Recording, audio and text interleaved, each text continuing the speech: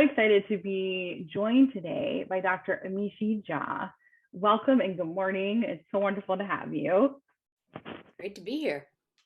And I'm going to share a little bit for those of you who might not know what Dr. Jha has just shared with us, which is an amazing book called Peak Mind, which you can see in her background. You can't see with my blurred screen. Yes, it's amazing. If you saw mine, it has post-it notes, and maybe you can kind of see all over. It is brilliant and amazing. Whether you're new to this idea of attention or very seasoned in the field. So let me tell you a little bit about Dr. Jha, who I'm, again, very honored to have with me today. So Dr. Amishi Jha is a professor of psychology at the University of Miami. She also serves as the director of Contemplative Neuroscience for the Mindfulness Research Practice Initiative, which she co-founded in 2010.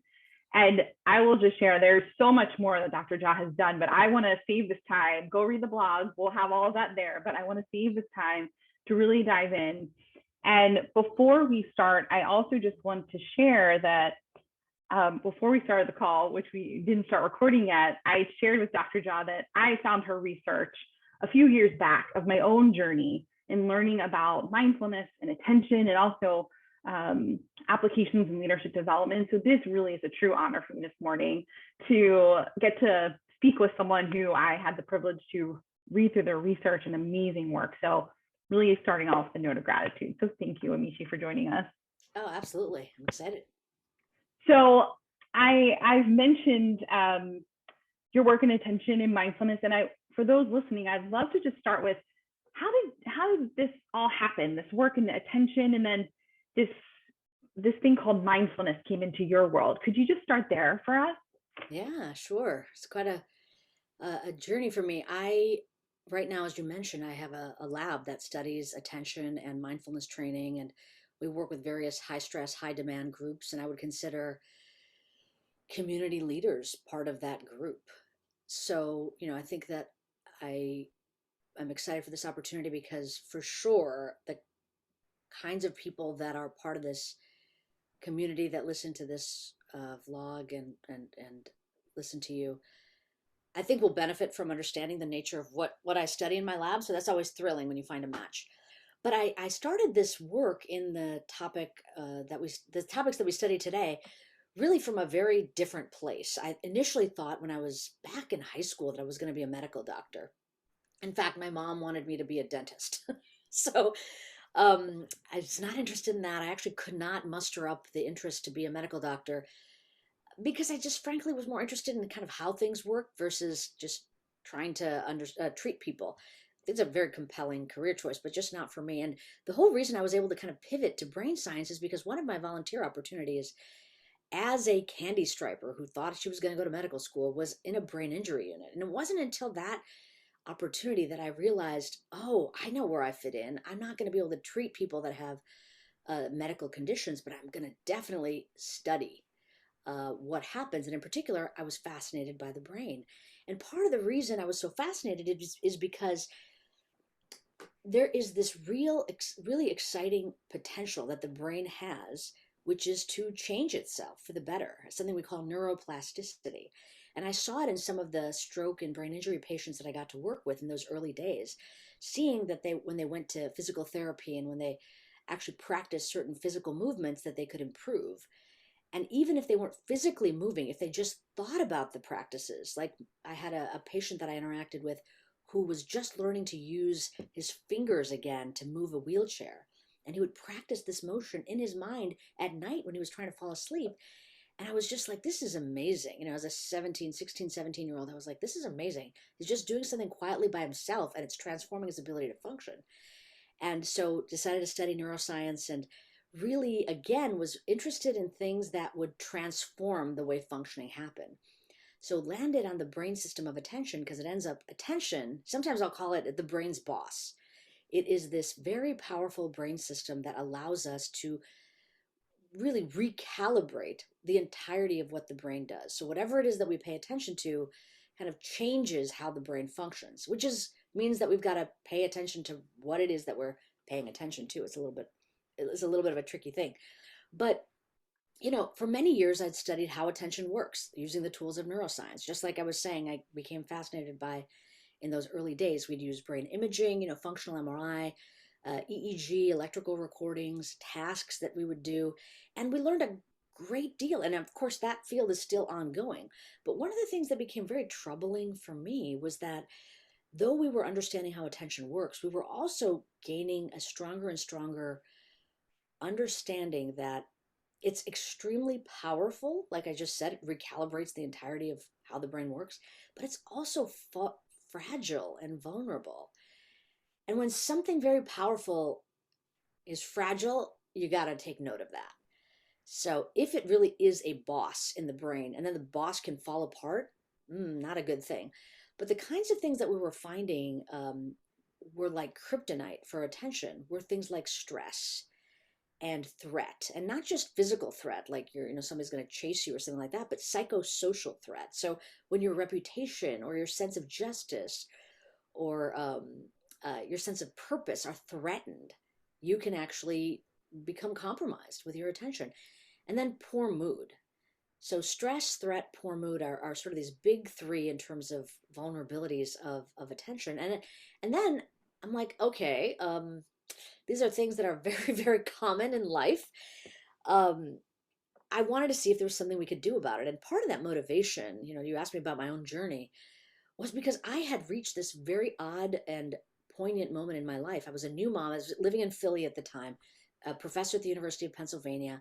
You know, New mom, husband and I just bought a 100-year-old fixer-upper in West Philly, a beautiful home, but a lot of work to be done. Setting up my lab, loving the on paper, everything looked exactly like I wanted it to be. I had a wonderful job, wonderful spouse, beautiful baby, and on the inside though, it felt like I wasn't there. I wasn't there to enjoy it or even experience it. And what I realized is that my attention was being compromised. I was the stress, threat, and poor mood of my own existence to deal with the challenges of all of those multiple demands was actually crippling my ability to pay attention. And kind of one poignant moment was when I was sitting with my son. He was then not even 3, trying to read him a book that I'd probably read like 100 times. And I had no idea what it said on the page. Like he asked me a question about it, and I was like, I don't know what he's talking about. That was terrible. It's like, this is something I want to be doing. This is important to me, and I'm still not here. So, like a good scholar, researcher, I'm like, that's it. I got to solve this thing. There's got to be a solution to an attention crisis. Scour the literature, try to find out anything I can. Like, what does a person do to improve their own attention when they feel like they're too distracted? And I didn't have like a clinical condition. I knew that it was tied to circumstances. Couldn't find anything. Came up totally empty. And so both for personal and professional reasons, I became kind of determined of like, there's got to be solutions because this very powerful brain system is can fall apart. And if we can train it, we might be able to protect it from falling apart. So anyway, that's how mindfulness entered the scene. I've been, of course, exposed to mindfulness meditation. I'm an Indian woman, so meditation was part of sort of the cultural background I have. I actually grew up in in the suburbs of Chicago, but my family very much carried a lot of Indian culture and heritage with us as an immigrant family.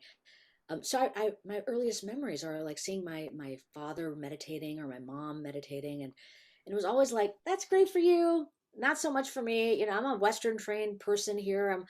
I'm not going to do that. But it ended up that out of all the different things we studied in the lab, mindfulness meditation practice was one of the only things that was reliably and repeatedly able to protect attention. So, my own skepticism I had to put aside and started practicing myself and found the benefits. But then when I put the rigor of I'm just one person. A case study of one does not make for, great scientific insight often. But when we actually studied various groups, and of course the groups I wanted to study were groups like me who were professionals that wanted to be at the top of their game, and somehow they may be compromised or challenged because of the nature of their demands. So that's sort of the journey of how mindfulness ended up becoming a big part of my lab, and in particular, a big part of what we offer to high demand professionals. And I would consider everybody listening to this episode as people in that category, consequential professionals, and what you do and what you think and the decisions you make have positive or consequential ripples for everybody else that you serve. So I hope that answers your question, Dana. That does. And I really appreciate you two sharing with us both the personal and professional, Yeah. because we do talk a lot about this. And I think it's kind of taking center stage now. Anyone who is in a leadership role, really just owning the, we don't leave, I just shared this in another conversation, that we don't leave pieces of us, when we walk into an office or we hop on the Zoom, like we are still this whole human. So I just appreciate you also bridging the personal and professional. And if you let me share something from the book, which you said in the very beginning, is what you pay attention to is your life. And so that's very powerful. What you pay attention to is your life. And I'm sure that a lot of our leaders and those listening have had those moments where I'm here physically, but I'm not actually embodied in the moment. I am not here. Right, right. And we don't want that. Oftentimes that feels like we're not our full selves. It's like, why am I not here? This is important. This is important to me. This is important what I'm doing. Whether it's reading a book to your child or being in the middle of a meeting or listening to a briefing, these are all consequential moments. And it's true, because the brain recalibrates based on where attention goes. If your attention is on a ruminative experience from your past or some kind of worry for the future, you're missing what's going on right now. And I think that's so critical and probably also top of mind with so many individuals right now, especially leaders who, we're obviously recording this, or not obviously, but I'll share, we're recording this while we're still in the midst of a pandemic, the COVID-19 pandemic, where if you're in any type of leadership position, even head of a household, right? Let's also add that. I mean, any type where you have others depending on you, the stress is how you're having to operate is just in this completely new world of uncertainty, of strain. Your attention's being pulled in every which way. And I know there's been many stories shared in the news and personally that it's a struggle. It's a struggle to be able to operate in your role, whatever it is that you're leading, whoever you're interacting with. And I think that really hit home from what you share in the book around understanding that our attention is so key, and understanding how to really harness that so that we can show up fully and also feel satisfied and that we're fulfilling a purpose, the purpose that we've set out, whatever it might be. Yeah, absolutely. And I think that, oftentimes as an attention researcher, when I talk to people, they'll think, oh, well, that's great. Attention is important. I want to be able to think. Like I need to have cognitive functioning, so I might use it to do calculated tip, or like I'm trying to pay attention to a conversation. So it's this kind of like cold cognitive capacity that we have. And I want to just make sure it's clear that it's much more than that. It truly is a fuel for multiple kinds of information processing. And because of this thing I already mentioned, that it can become depleted and compromised, um, it's very important to understand that the ways in which it functions normally, when they don't go so well, when the gas tank is empty, things can become problematic. But before I do that, I wanted to just say that, this notion of feeling like we're in a kind of cognitive haze, we're in a fog, that everything doesn't feel as crisp and clear. And we might start personalizing that as there's something wrong with me. Like I'm not able to kind of do this thing. Now, in the context of what I was just describing to you earlier, at that stage in my life, because of the nature of my personal circumstances, it truly was, I had a couple of choices. I could have said, I got to change my life. I've got to just quit my job, or we need to move somewhere else that doesn't require all these repairs. But because I was a brain scientist, I was like, you know what? I don't want to change the external circumstances. I like all these things. I worked to get them. Maybe I'll just have to change my brain. Now, just that idea that I could change the way that my brain worked, I don't think most people probably have that thought. And the fact that I was a neuroscientist interested in neuroplasticity ended up being the reason that I was motivated to even think in those terms. And it changed the way that I made the next set of decisions, which was figure out what you're going to do because you're not changing your life. Now, right now with the global pandemic, um, we can't change the circumstances, even if we want to, so to speak. I mean, like until certain things happen, we're going to be stuck with this. And the level of, uncertainty, ambiguity, complexity of the environment, it is what it is. So in some sense, we can't just make different set of choices and leave the pandemic behind us, especially as leaders who are serving a public good. So I would invite everybody to think in those terms. Like, even if you want to right now, you can't. Um, and frankly, if we are going to change things, it's going to take leadership to start shifting things. So we have to start thinking in terms of neuroplasticity and changing our minds. And what will, I think you and I'll talk about, and what you've been certainly offering with mindfulness training is such a great way to start changing the mind for better, because there's no quick fix in this situation. But to go back to the question regarding what, kind of what we were talking about, like what is the point of our attention, and why do we need it, and what does it do? I was saying that it's not just like a cognitive resource, a cognitive fuel, but there's kind of three main areas in which attention can operate. Now, thinking is certainly one of them. And if I talk about that in terms of thinking, just think of an idea that comes to mind, and then what it would mean to even think. It's pursuing that idea, proliferating it, elaborating it. That's your attention. The glue between moment to moment, of thought to thought to thought, is your ability to pay attention. It's very important. We need it to deliberate decisions, to problem solve, to learn information.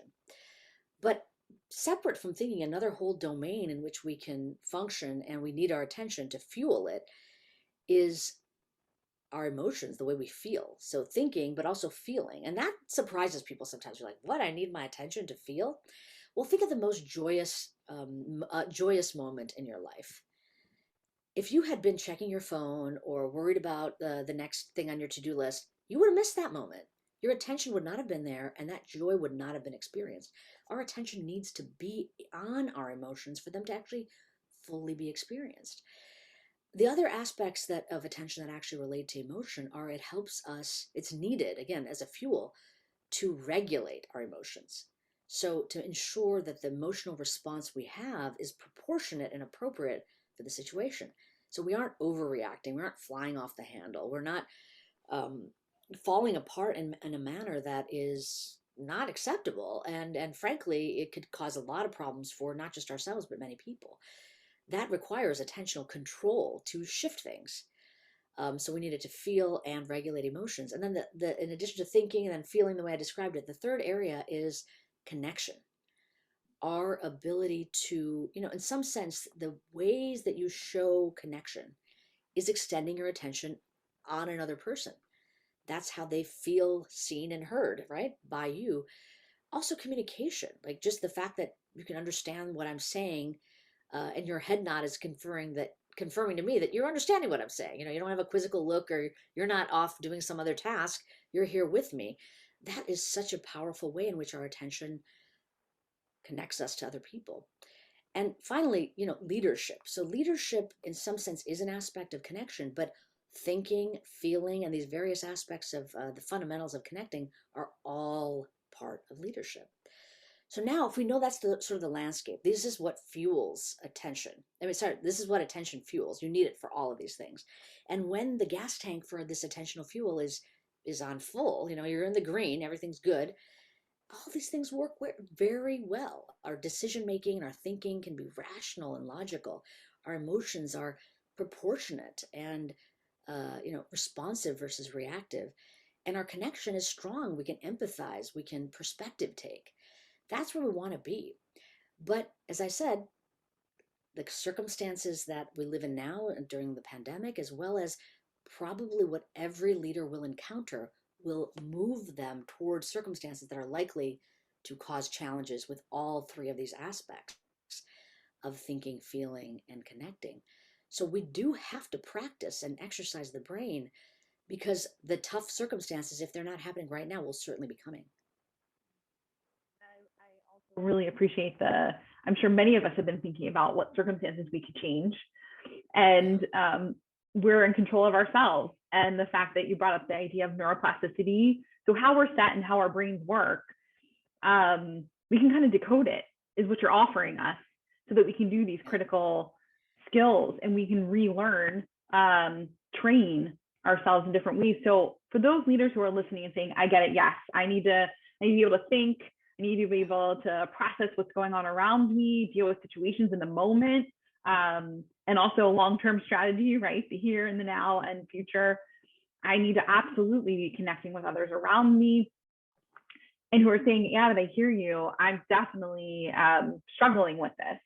What do you share with those leaders who are saying, okay, now that I understand this is about attention and I have some agency over it, Yeah. now what? What do I do now? Yeah, exactly. Well, the first thing to realize is that the fact that attention may become vulnerable under these circumstances is normal. It is the nature of what happens to attention. So again, not to personalize it, but to be aware in the same way that, walking on a slippery, icy patch, you may fall. Like that's not a flaw in you. It's the nature of the conditions that may result in more vulnerabilities. It's like that. So you realize like, okay, if I do this thing, there's going to be things that I'm going to either have to make sure I put salt on this pathway, or I'm going to have to do something myself to ensure that the chances of me falling are less. But the other thing I was going to say is that, I want to just clarify what I'm saying with regard to neuroplasticity is not that you can't change circumstances. Now, there's some that we can't change. I mean, we can't undo the fact that, the variants keep coming and we got to deal with them. But frankly, if you're going to make the right kinds of next level decisions in response to whatever occurs, you need your full attentional capacity.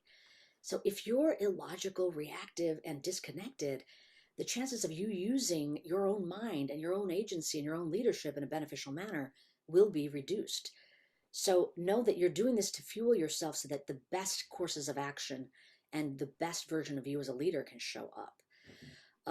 And frankly, as it comes to thinking, feeling, and connecting, under the kind of high stress moments that leaders have to function at, everything is set up so that you're more likely to think illogically, be reactive, and be disconnected. It's just that's where everything is moving. That's the milieu in which leaders are asked and called upon to solve problems and be their best.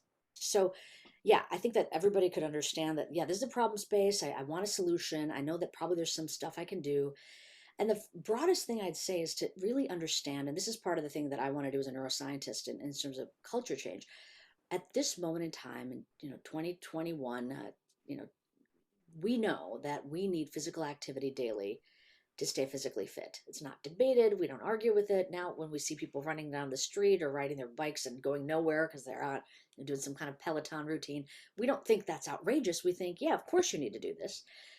And it's funny. I was telling you earlier today, Dana, that I had to give this talk to colleagues, military service member leaders at the War College, and we did a mindfulness practice together.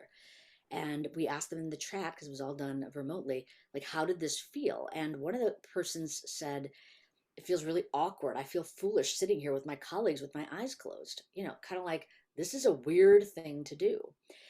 And I really appreciated that comment because it is not the cultural norm to practice mindfulness, which is what we were doing.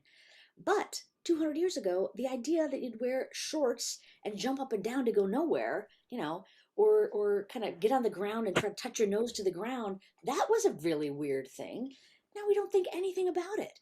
So we know as a culture we can shift when we have evidence that this is a beneficial thing to do and not to worry so much. So the cultural shift I'm interested in promoting is this notion that the mind, just like the body, needs daily exercise, and mindfulness training is a very successful form of brain training for our attention.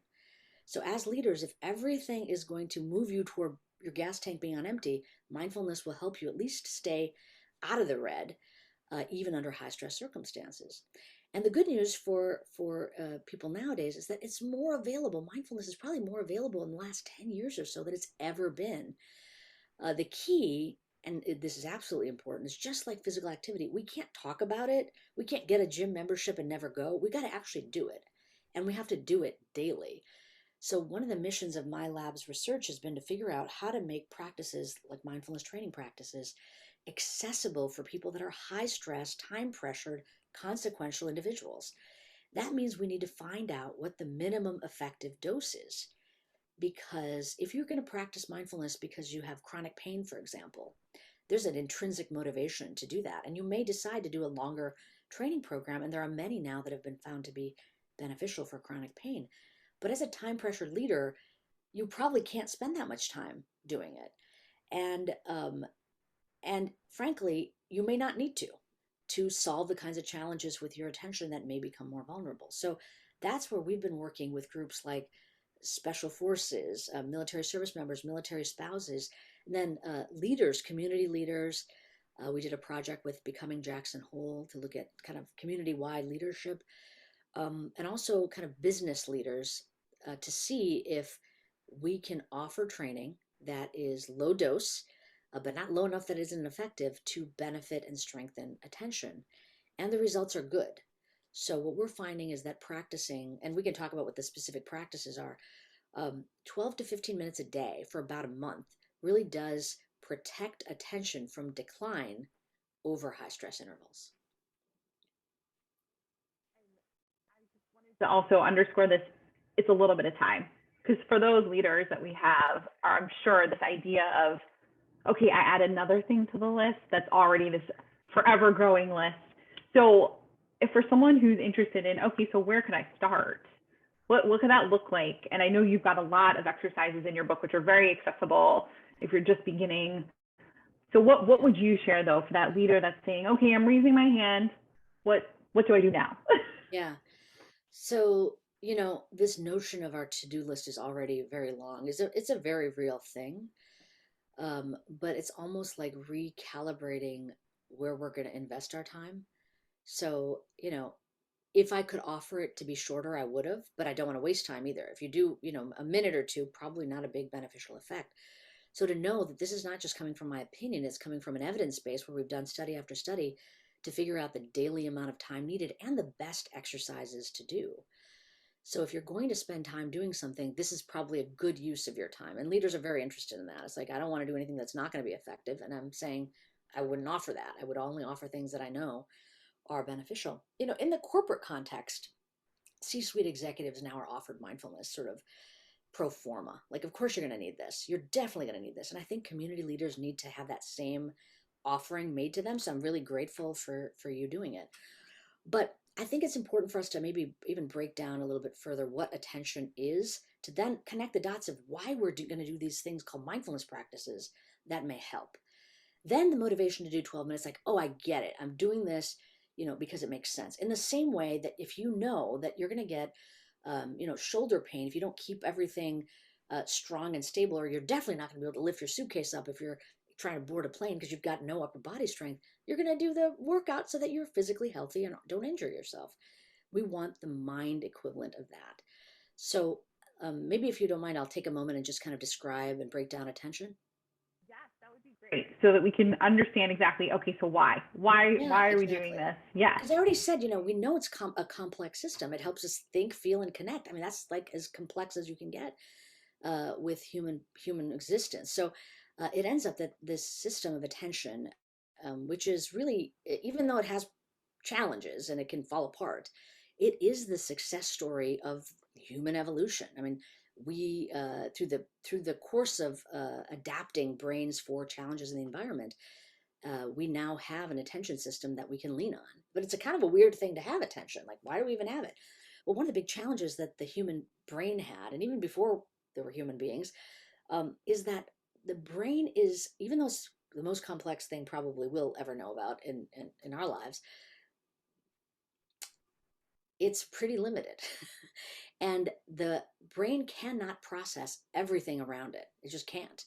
So attention was a solution that said, essentially, if we can't know everything happening around us, or even within our own minds, maybe we subsample. We take a little sampling here and a sampling there, and we kind of put together what's going on. So that's what attention is. It's a way to prioritize some information over other information for us to get a better sense of what's going on around us or within us. And so one way we can sample information when it comes to attention is by restricting what we pay attention to. So one of the metaphors I like to use for attention, and maybe people might call this focus, is like a flashlight. So if you're in a darkened room and you want to get, and in some sense, the brain before attention was like that. It was like a blank room, like you don't know what's happening around you. Um, But if you're in a darkened room and you want to see what's going on, a flashlight is a really handy tool. Wherever it is that you point that flashlight, you're going to get clearer, crisper information, and everything else will remain dark. So if you are in a space you've never been before, or you're on a path, you're walking somewhere, and it's got late, and you now need to see where you're going so you don't trip over rocks or shrubbery or anything like that, flashlight's really handy. You point it at the ground, you kind of follow the path, and it guides you. So that is how attention works when it comes to this brain system. It's called attentional orienting. Wherever I direct my attention, more information there. Wherever it's not directed, it's kind of dulled out. So I'm privileging certain kind of content over other kind of content. We can direct that flashlight to the external environment, but we can also direct it internally. So if I say to you,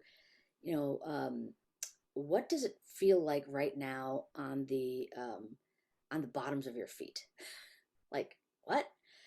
Can you do that? Well, yeah, it might take a minute. It's a weird request, but yeah, I can do that.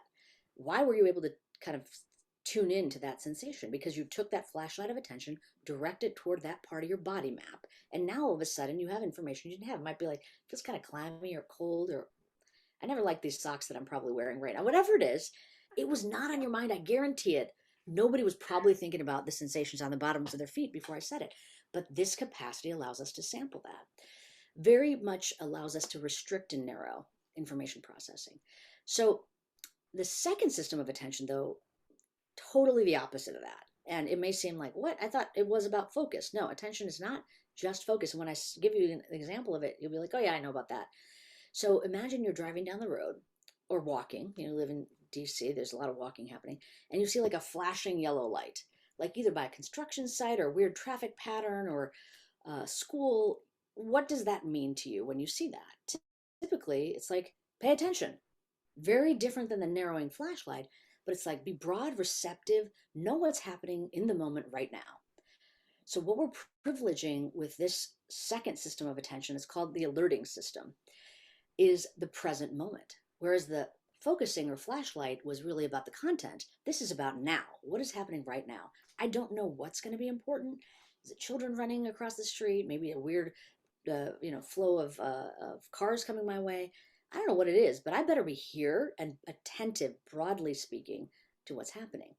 So when I say that, I think people are like, yeah, I get that. Both you'd say pay attention, but one might be a teacher in a school wanting a child to look at the board. The other is like you're in a car and you got to pay attention to what's happening around you.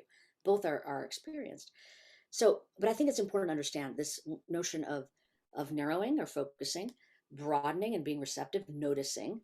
And then there's a third way that we pay attention that truly is sort of a human aspect, which is something we call executive control.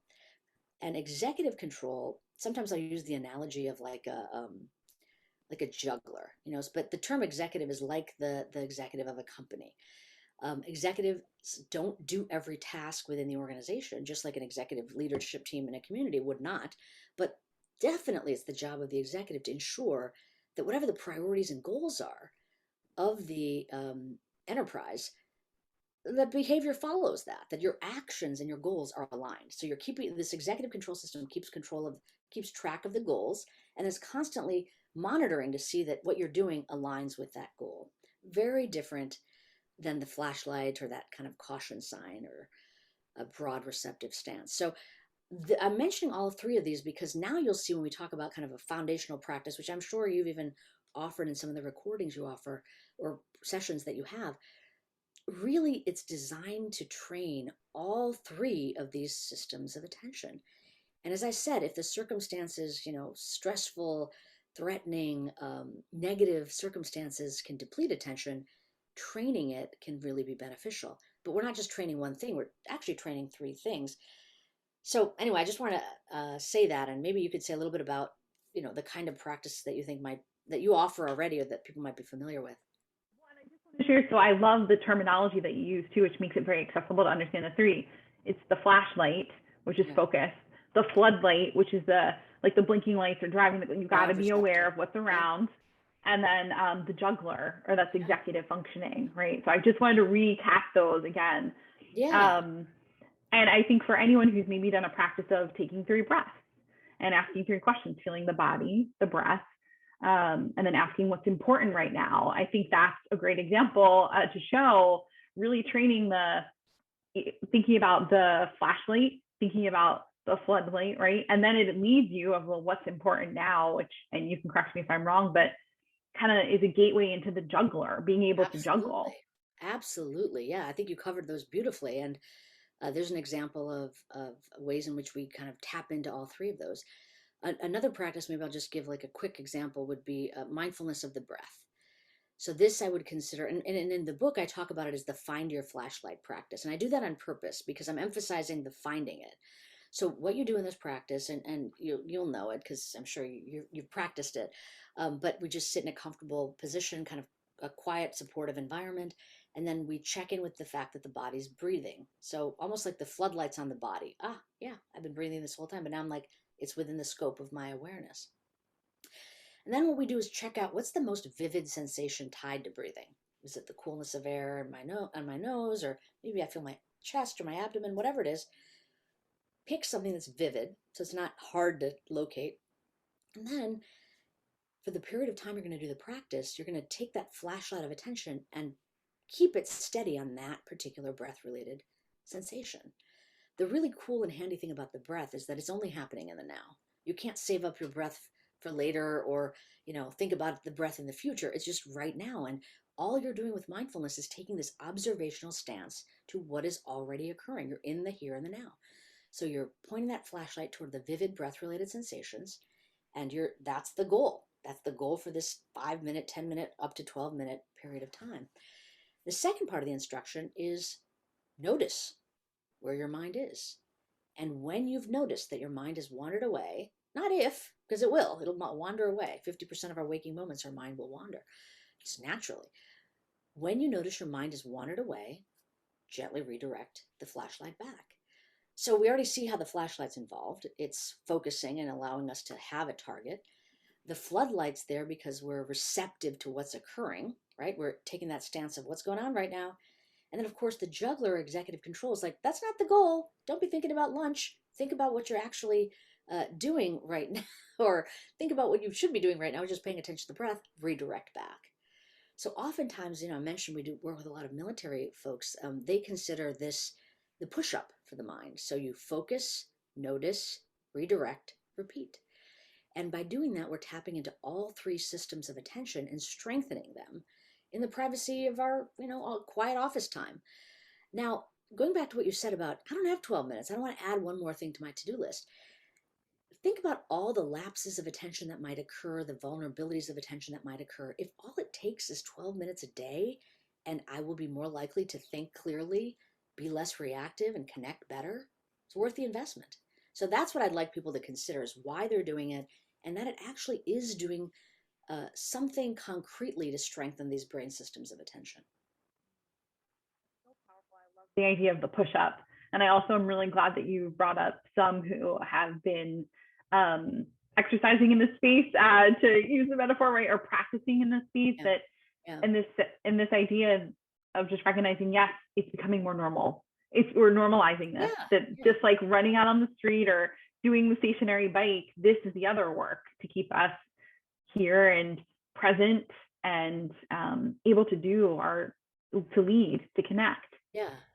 And think about all the meetings that you've probably been in or even led where you're like, people are just not here. They're wandering away. That was funny when this presentation I just gave with these military folks, we asked, what are conditions in which you don't find yourself being very attentive? And most of them said things like meetings. We have so many meetings, but think about how much efficiency is lost because our mind just isn't here. If we could do a short practice together even and show up, arrive together, the meeting would be so much more fruitful and productive. We'd hear each other. We could make decisions that were sound, and people wouldn't probably fly off the handle with emotional reactivity.